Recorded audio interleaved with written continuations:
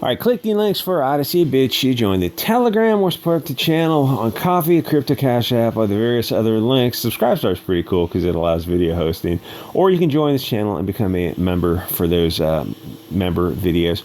So, ZestWorld, this is about Substack, sorry. It's kind of it's a blogging site, monetized blogging site.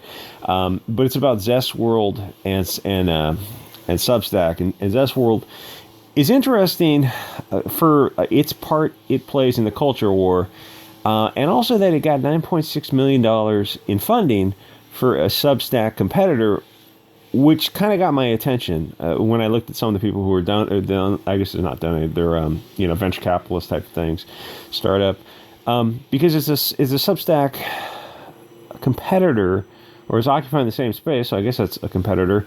Though there's probably a lot of room for this stuff, but there's other sites out there, and really, how hard is it to build a site that is monetized and has content that you pay for and download or just subscribe to?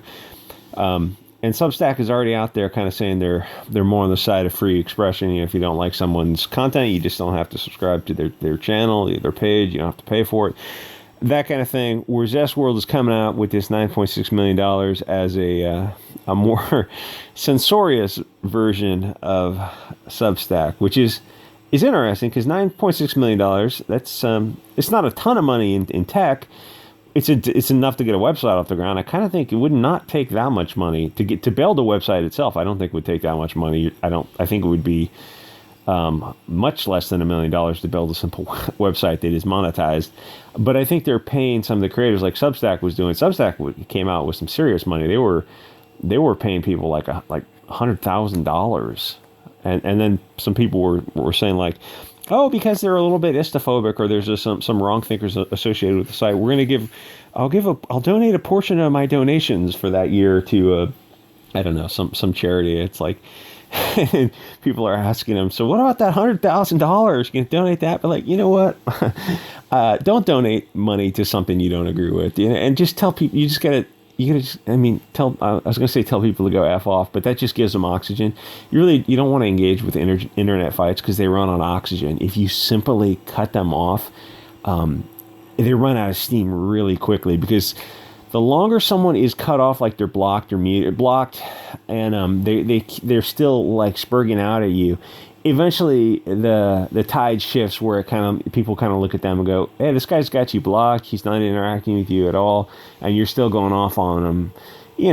It makes you look like this is kind of an obsession. And at some point you realize like, oh, you're just stalking J.K. Rowling or these other people. It's like, yeah, and that's kind of what it is. And the left has got a problem with mental illness, where the right, not as much. I guess there's some Wignatish stuff out there, but it's just not as much because they're not politically correct, so they don't get the publicity, which is kind of a self-own on the left, in that they do deplatform people on the right.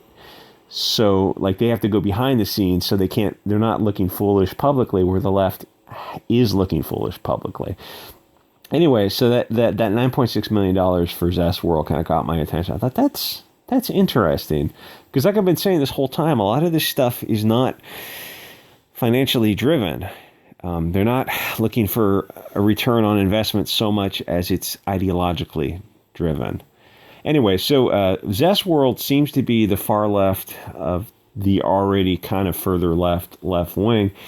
But this is more about the T in the LGBT, and there's a bunch of stuff after it, because it kind of feels like that is going to be the monkey wrench that you're throwing into the gears, and it's throwing a lot of people off track.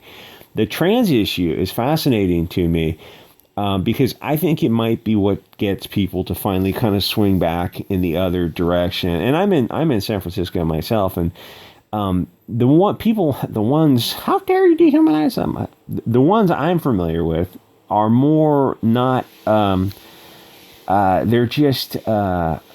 more into keeping their head down a little bit more. But, when people get on social media, people just get weird on social media.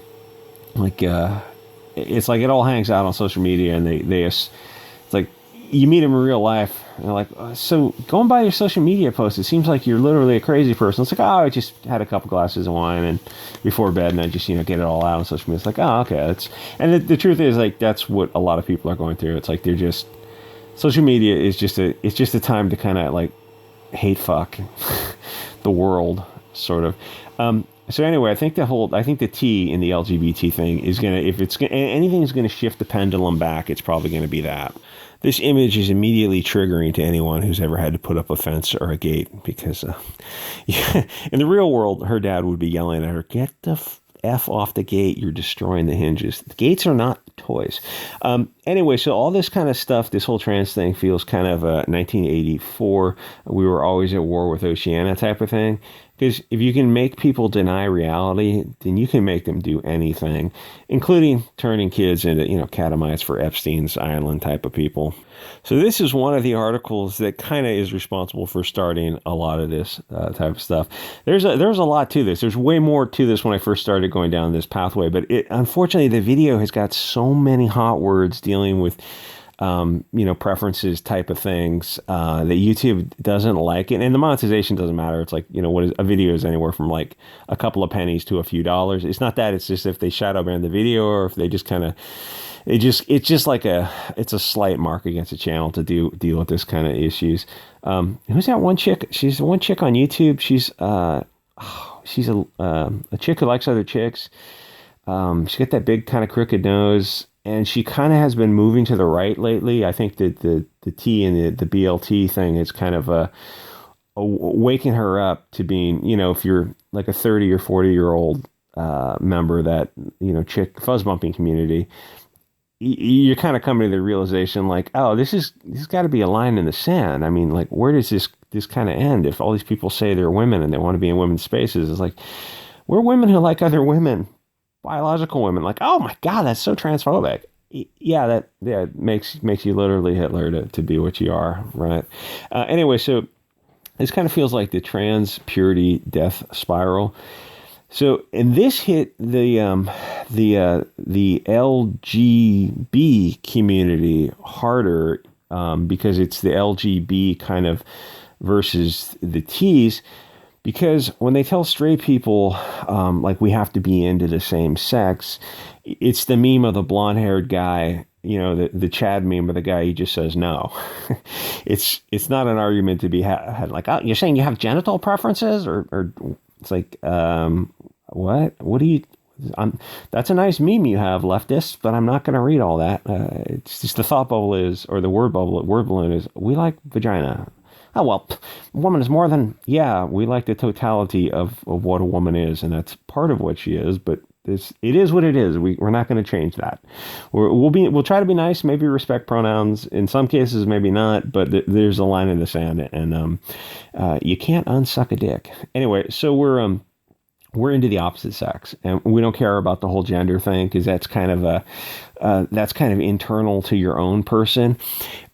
And the thing is, the difference between the left and the right in that regard is that, and the straight right, I guess, is that we never pretended to bend over backwards to be politically correct. Straight men like women with vaginas. It's kind of a hill to die on for us, unless you're on vacation and drugs are involved. Then you get a temporary pass. But other than that, it is a hard no. But the LGB is left wing. They are on in this tough spot, because to resist the T means a public schism, and it also means they finding themselves with this alliance on the right wing with straight people, or with moderate leftists, or further to the right leftists or right wing people. You're making new bedfellows, essentially. The far left is turning out to be too weird even for the left. And like I said, that's kind of an interesting thing, is that the far left gets publicity on social media because they don't get kicked off, where the far right does get kicked off. So the far right is more on Telegram, Gab, Odyssey, Bit Chute. So it's not on the mainstream. So whenever they do something silly and cringe, like wig Nat out, something, it's just not public. Where all this other stuff is very publicly on YouTube, Facebook. Like like the equivalent of far right for somebody like ContraPoints, who I think is still on YouTube. It just doesn't exist on YouTube. All those people have already been kicked off. And then this other issue, like I was having a hard time understanding why the women who like women thing they were getting so worked up about it. And I finally got an understanding of it is because this is a case more of men intruding into women's spaces, not biological women intruding into men's spaces. Like a gay bar, you're not going to see who's Ellen Page or Elliot Page. You're not going to see women going into a gay bar, because it's absurd. I mean, the whole thing's absurd, but that's an absurdity on top of absurdity, because most of those cases, I'm guessing, like 99% of those women cases who are identifying as men, they're just going to be, they're biologically attracted to other women, so they're not going to go to a gay bar. None of that makes sense. So I think you've got a situation where the reverse is not true. The reverse is different. You've got biological men or males who present as females, makeup and dresses and that kind of stuff, but they want sex with men or women, depending on how they're wired.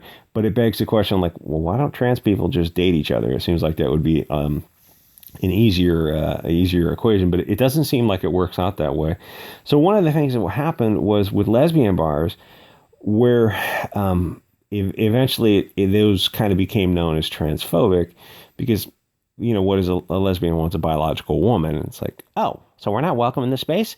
So what some of in this article, she goes, she's talking about the disappearing lesbian. She goes, at one time there was, I don't know, like 200 lesbian bars in America, which is not that much, but it's also not a huge population of people. And now there's like a dozen, because they were forced to be like, oh, it's a lesbian bar, but we're inclusive to everyone. And it's like, oh, okay, so it's kind of no longer a lesbian bar. Yeah, it's kind of what it's worked out to be. So this person was trying to do an interview with someone, and someone said, like, I read your social media history, your tweets. It seems like you're a crazy person. I don't want to do this interview with you because you've already got your mind made up. And then this person publishes their own tweets to prove that they're not a crazy person, but you read their tweets and it seems like you're just a crazy person. Like, I'm only joking. Yeah, but you're a reporter. You're writing articles. You kind of want to present a certain image to the world, a certain professionalism, that if you're going to write an article, somebody do an interview with someone, it's going to be fair, impartial, unbiased. And the thing is, that's not media in any capacity today. I think you'd be looking very long and hard to find fair, unbiased reporting. Like you shouldn't know what someone's politics are. And when they have Twitters like this, it's like, this is insane stuff. Anyway. So let me just say, with this, what's the other thing called? I forget the Substack and the competitor type of thing, is I support this trans issue 100%, because one, I know there's probably no trans people listening to this, and I sincerely doubt there's anyone who identifies with the left wing whatsoever who's listening to this. So, I can give you a little bit behind baseball. Because it's a poison pill for the left. It's absolutely a bridge too far. So my position is, being on the right on some issues and left on some issues, but being on the further right on some issues, is that accelerate it all the way. It's so ridiculous. You can't go down this path. It's just, I'm trying to say, you might as well accelerate it to destruction. So you don't have to, because where it's going. It can't continue, so you might as well just pull the Band-Aid off. The J.K. Rowling stalking thing, it happened she was on social media, she was on Twitter, and she made some comments on Twitter, the open marketplace of ideas. And so what happened was some activists came to her house and took a photograph holding up signs, but her address was clearly visible in the background. So it's like, it's a little subtle undercurrent of a threat. You had three men show up at her house with signs and her address in the background.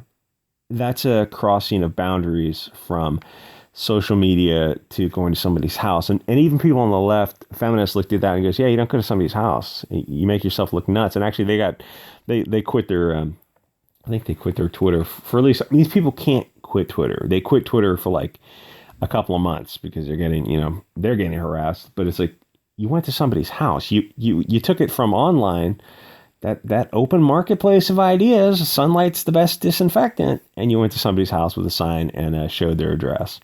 most people view that as pretty strange. So when they saw that, it's like that didn't get a whole lot of attention because people know who J.K. Rowling is, but she's a household name, but not for this trans issue. It's because she wrote some books and made movies. So it got attention on social media, but it didn't really go out in the real world. So it woke some people up. It started to get this ball moving. Like people started to realize like, oh, there's some guys winning bike races and some other sporting events.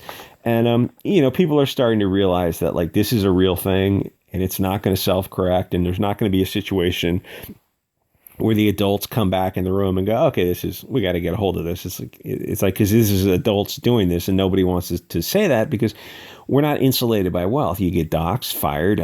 You'll have they're sending a message. We can go to J.K. Rowling's house. It's like, she's got a gate. She's got, armed guards and trained dogs and machine guns and things like that. It's like, yeah, but you don't. We can go to anyone's house. Though to be fair, in America, that you really don't want to go to anyone's house in America. That would not end well. But it's a subtle threat to say if you say words online that we disagree with, we're going to do real life violence. But people started to realize this situation is not going to go away on its own. But it took the swimming thing. I think it was Penn State. That really blew everyone's nuts off. For some reason, the swimmer was, the straw too far. Maybe it was the walking around in the locker room, the balls swinging around. The whole thing is so absurd. Everyone is kind of waiting for the people to say, the emperor has no clothes. Maybe it's time to do something about this. And if you're a chick in the locker room and you're looking around and you're getting the chlorine off you as you shower, and you're like, so this dude in the locker room. Oh, that's not a dude. That's a woman. You seen the shoulder width? Perhaps look a little lower than the shoulders. Have you seen the nuts swinging around? There's no such thing as lady balls. Those are dude balls. Everyone's waiting for that the emperor has no clothes moment. And it's like, finally, I think Florida is finally coming up with the anti-grooming Disney bill, which is interesting. Like the ramifications of this stuff is going to spread out because people are looking at Disney now, and you look at Disney, you're like, yeah, I'm pretty liberal on a lot of issues, but if Disney is saying that they're supporting grooming kids, then I can't support Disney in any way. And that's a malum in se evil. This isn't just a disagreement on using somebody's pronouns to be polite. This is, you want to teach kids about this kind of stuff in schools. And we're not saying, oh, you need to teach kids about, I don't know, far right Christian nationalist values. I think most people are kind of the side, like, just don't teach them sex at all in schools. You don't need to know about your teacher's personal life. You don't need to know if they're married or not married. You don't need to know any stories from your teacher. Most of us growing up did not know that much about our teachers. It just wasn't relevant. So, the homeschooling movement is just blowing up, which is awesome. So the issue with the trans thing and Substack is the total BLT community, or the LGBT community, is just not that big. I know people say it is. And the T in the LGBT is actually very small. And yeah, there are people who claim to be all sorts of different things, but when it comes down time to actually support an industry, I just don't think the numbers are going to be there. So they say this is Substack without the transphobia. So this is Rich Johnston. I don't know if he's gotten weirder over the years. He's 50. His writing, I don't remember him being this childish even a few years ago. So I'm not sure what happened, or if he's always been like this. And he's coming across like a petulant child. So what happened was the Herzog, was the girl on the bicycle. I don't know if that's her on the bicycle, but she's a lesbian, and she writes an article about the disappearing lesbian. And some people are asking, like, disappearing tomboy type of thing. Because now it's no longer politically correct to be a lesbian. And you think about gays, lesbians, straights, they're all attracted to either the same sex or the opposite sex, but gender has nothing to do with it. So that forms kind of an interesting alliance between people who previously had not been allied together, but now with the introduction of the T into the LGB, all of a sudden you find like, oh, the lesbians, the gays, and the straights are all on one side. And it's like, if you're on the tee, you got to know when to cut your losses and stop pushing, because you realize like, oh, well, they're 99% of the world, and the legitimate tee is, at one time it would be far less than 1%. Even now, it's popular. I can't imagine.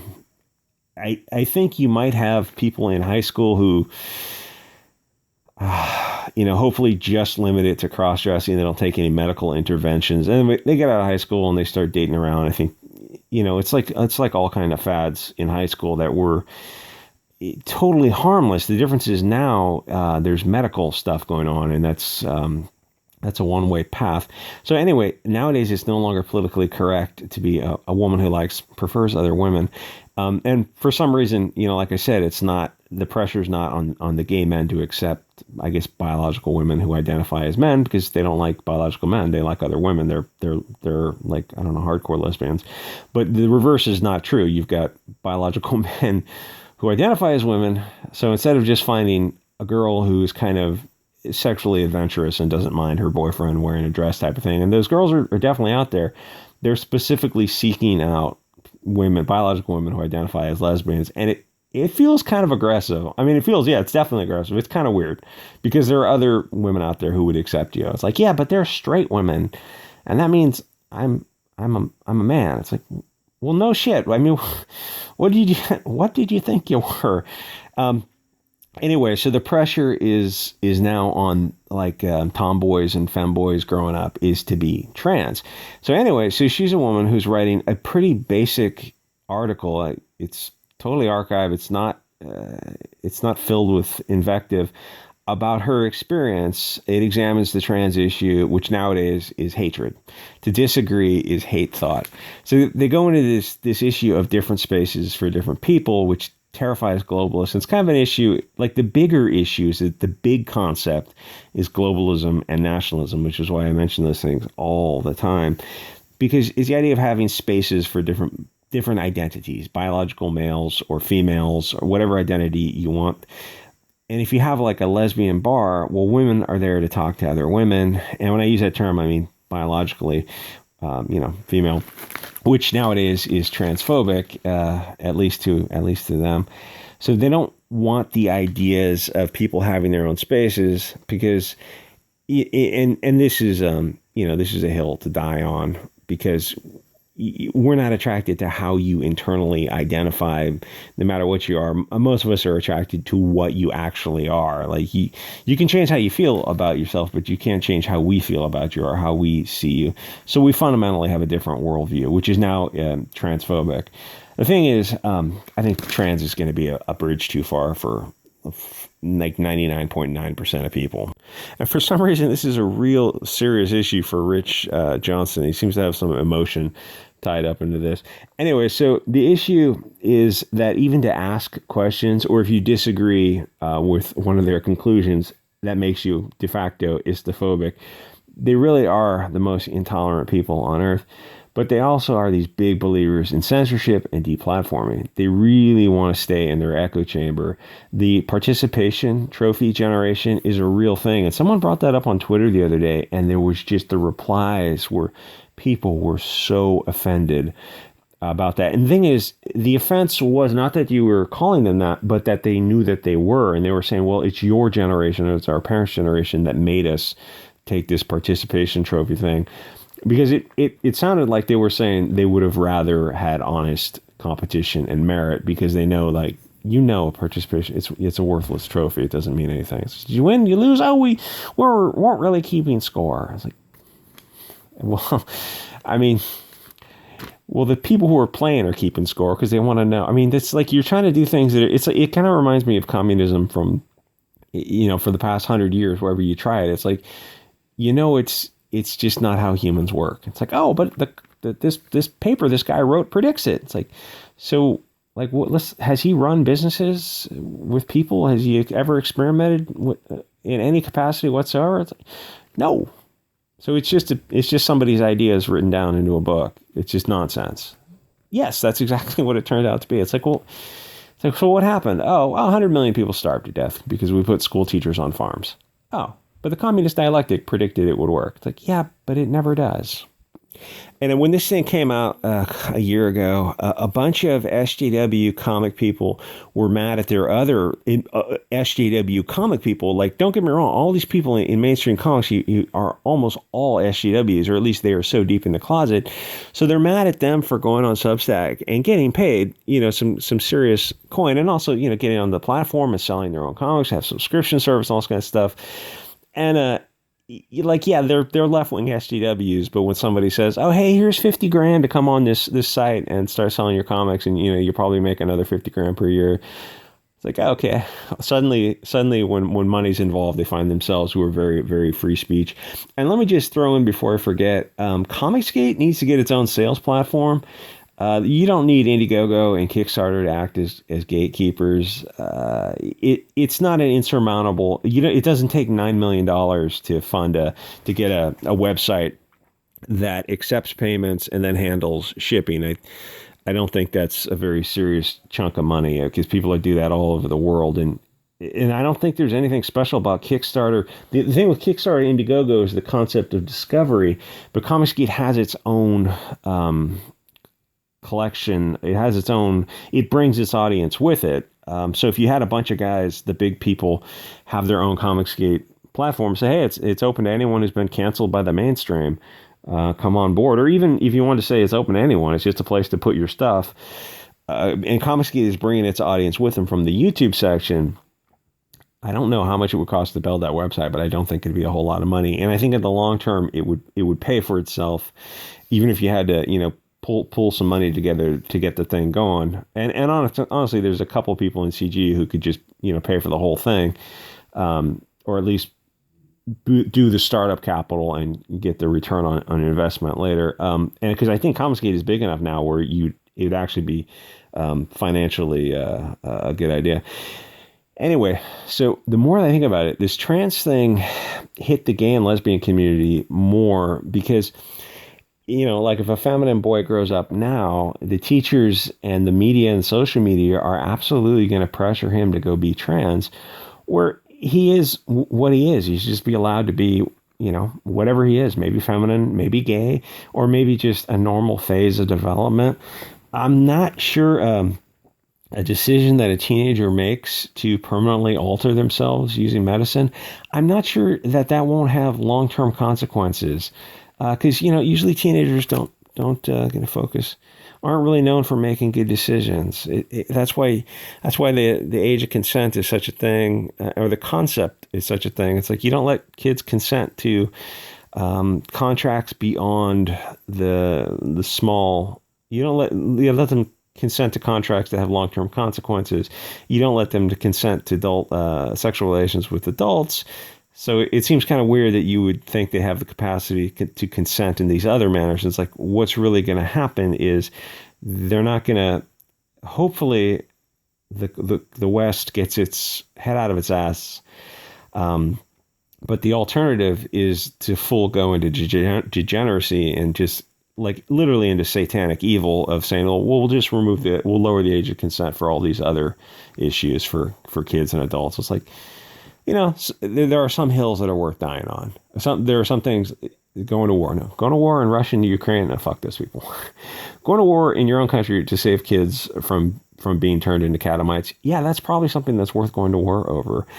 So anyway, the other issue is this segmentation of different societal groups, which sort of happened because of SJW gatekeepers. The mainstream censors, so now you've got Gab, Odyssey, Telegram start to pop up to allow a place of free speech, or Substack pops up as a monetized blogging site, but the SJW says, oh, well, it should censor these wrong thinkers, those three people I showed. Those three people are examples of people who said such horrible, hateful things that Substack should censor them. So ZestWorld is going to be Substack without the transphobia. I'm not sure asking questions or having a difference of opinion suddenly makes something phobic. I mean, you can apply that to everything. It's like just take the position that you espouse, and if someone disagrees with you, you just attach the suffix phobic to it, or hatred, or alt extreme. It's like that's how the media was not like this. The media was not like this, where you read an article and it's immediately one-sided. That would have been in the opinion section or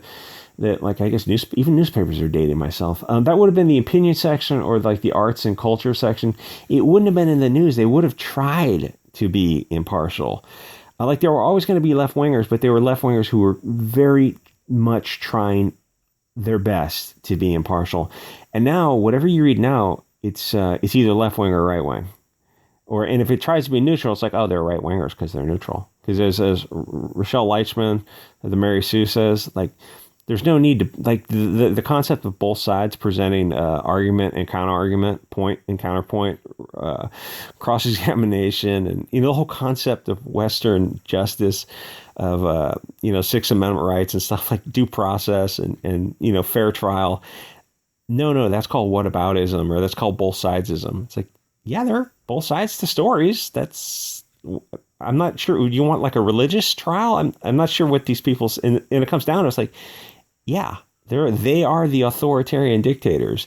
The Nazis now are the ones who are the side of free speech and the open marketplace of ideas. That's a far right wing value nowadays, which is like the left has got this is a long video. The left has got a lot of cell phones. Anyway, so ZestWorld. So what happens if one of the artists, it's like the ZestWorld is the super, super politically correct Substack, but what happens if one of the artists on one of the projects, the letterer, the colorist, some of the editors, what if they like the wrong tweet and it gets brought to the attention and there's a, SJW lynch mob, or he's got the wrong opinion on a male on a women's team type of thing? So one of the things they complained about was that some people disagreed with giving, drugs to children. So because of that, they have disagreement. They should not be allowed to write a blog on Substack. And if they are allowed on Substack, well, you definitely should not be allowed to make a living on Substack. They need to be censored, and everyone needs to be censored. And if you're associated with them, then we're going to censor you. It's like, so you're saying you really, really legitimately do not value free speech at all, because if someone has the wrong opinion on the issue of taking away a child's fertility, you're on the wrong side of history. No, I feel, and yeah, this is a hill to die on. I feel that removing a child's fertility, if you're on that side, then you're on the wrong side of history. If you want to just let kids be kids, you don't need to talk to them about sex, and you don't need to give them medical intervention to take away their fertility. That's just as deeply disturbing as if, that's like demons in human skins. The things these people are literally doing to kids right now. It's actually happening right now. I got to be careful of language not to get into details. But they're like, oh, well, don't they have to wait until they're over 18 and like wait 2 years and live as a... Nope, those are the old days. They're doing stuff to 13-year-olds. They are putting 13-year-olds under surgery and removing things at 13. It's all actually happening. It's just as insane as it sounds.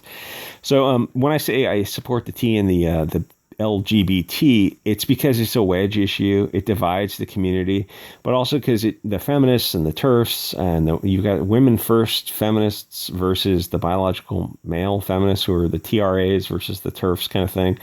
Plus you've got like female athletes, and you got their parents who you can read the writing on the wall. Men are just going to dominate women's sports, which is awesome. Go back to the kitchen, get pregnant, take care of your kids. Do women even need to be in college in the first place? Probably not. The thing is, because it helps accelerate the whole thing. And if the WNBA had men in it, well, it'd probably actually make money instead of losing $11 million every year, which it does.